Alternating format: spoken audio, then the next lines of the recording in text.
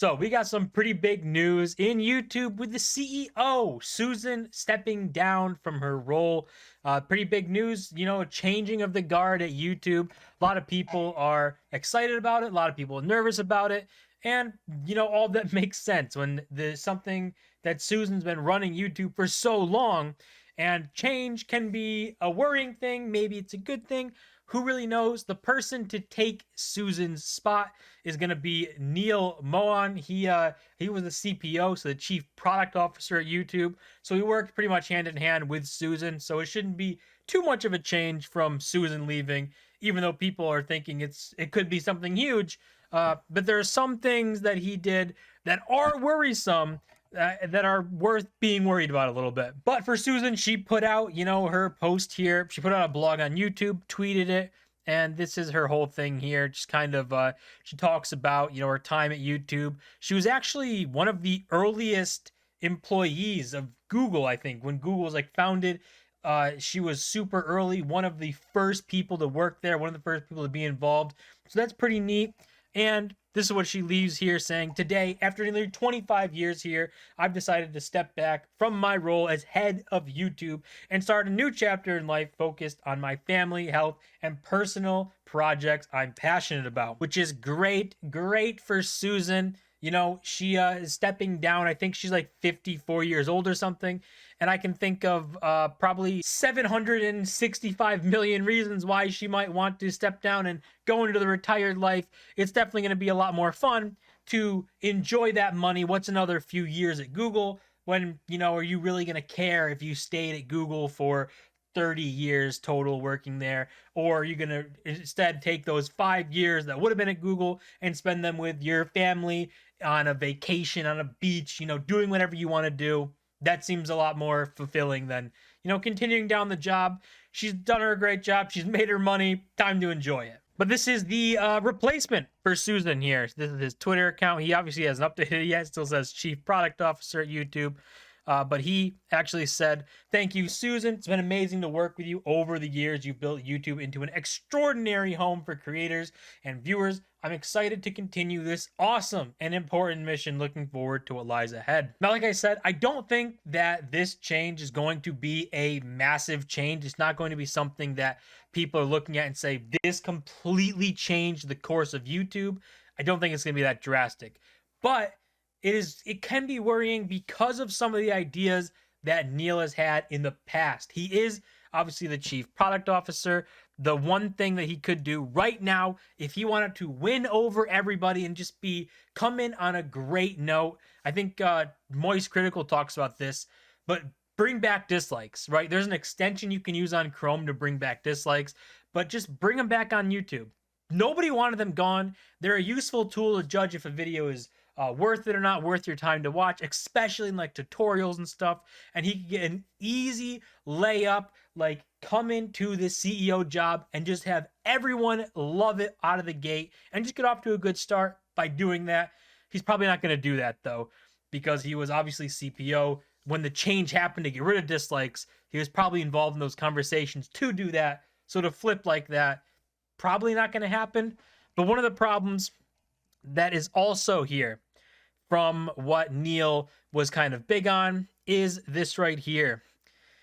Web3. I think we all know that keyword, right?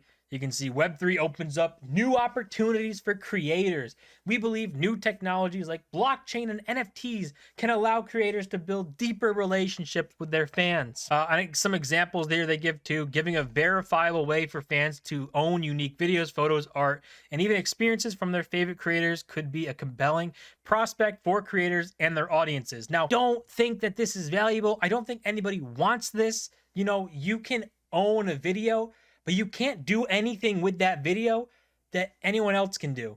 The only thing you can do is sell it, right? Sell it on a market or something. But then you're just falling into the greater fool theory, and you're just hoping that you're not the greatest fool, right? So I don't know if it's such a great idea to go down this. No one's asking for it. Nobody wants it. And I think that if this is his main push off the rip, it's going to be a pretty big backlash and pretty bad experience for him.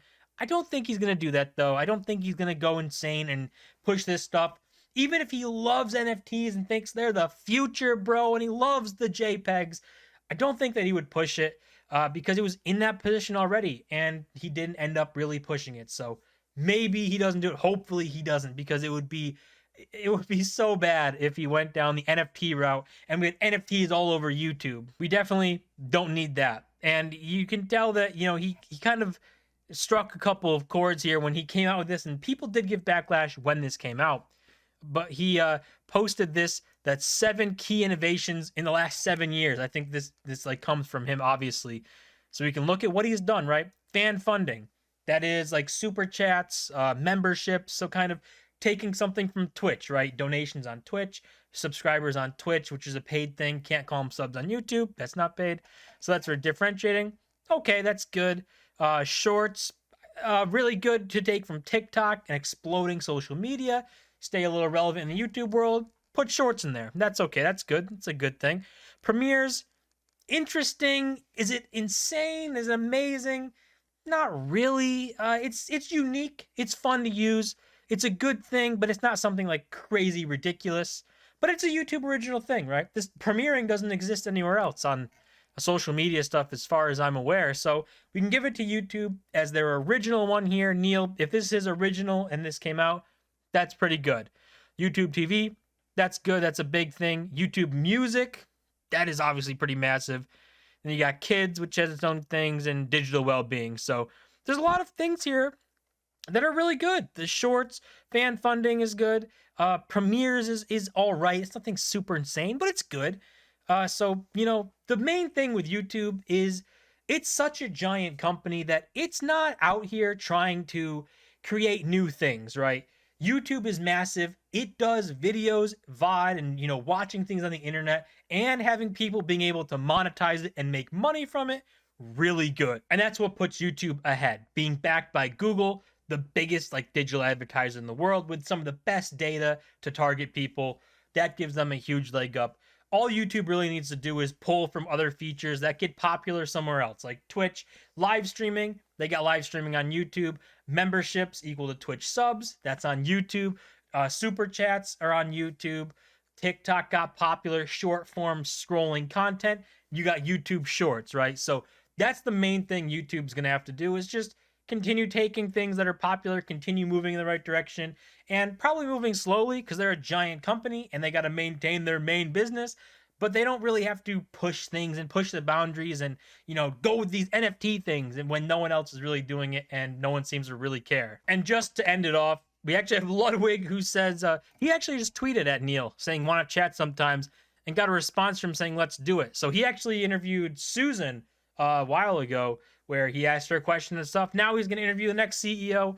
This is a good thing too. I like this from the CEO. Susan was different from the CEO of Twitch and other social media platforms, but we'll look at Twitch specifically, because the CEO of Twitch doesn't even seem to really think that Twitch exists. So, to have a CEO involved in it, talking to creators, actually going out there and doing things and proud of what they're doing, that's a big thing. That's a great thing to have. So if he's down this route and he's going to kind of be similar to Susan in that regard of talking to creators, taking what they have to say, and actually being proud of what he's doing, then YouTube's probably in a pretty good spot. It's going to be on the right path. It is early days for Neil. He's not even in day one yet, and he's getting extremely judged on both sides. People really happy, people really upset, people worrying, and I think all of it could be rightfully so. But we'll see it play out. We'll see what Neil can do. It's day 0. He hasn't even started yet. As long as he doesn't push the NFT stuff, I think he'd probably be pretty good. But we'll see how it all plays out. Only time will tell. That's going to do it for this video. As always, don't forget to smash the like button and subscribe. And I'll see you guys in my next video.